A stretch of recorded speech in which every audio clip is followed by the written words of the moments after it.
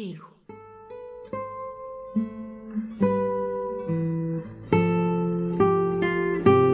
Ny fahatokin'izay manana an'Andriamanitra ho mpiaro na dehibe aza ny fahavalony. Salamo nataon'i Davida fony izy nandositra ny Absaloma zanany.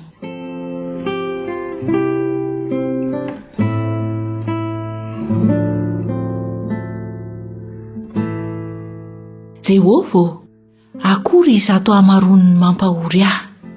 Maro no mitsangana nohotra ahy.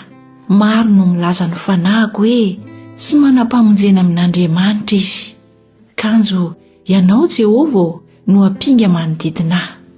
Voninahitro sy mpanandratra ny lohako. Amin'ny feoko no hiantsoko an Jehova, ary any an-tendrombohiny masina no mamaly ahy izy. Izaho nandry ka natory. Ny fo aho satria Jehova no manohana ahy. Tsy atahotra olona alin'alina aho izay milahatra manodidina mely ahy. Mitsangana Jehova, vonjeo aho Andriamanitra, fa efa namely ny takolaky ny fahavaloko rehetra ianao. Ny nifiny ratsy fanahy no vakivakinao.